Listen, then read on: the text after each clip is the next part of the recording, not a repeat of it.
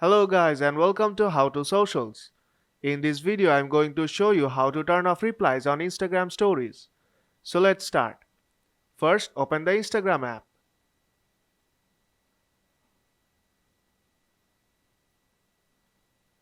Now long press on your profile picture on top left corner to add a story.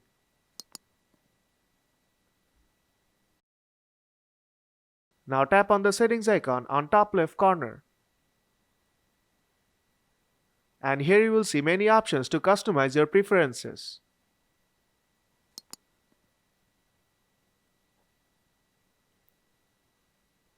Just below the close friend option, you will see the allow message replies option.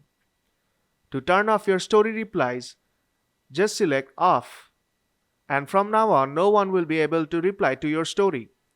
So if this video helped you out, then don't forget to leave a like. And see you in the next tutorial.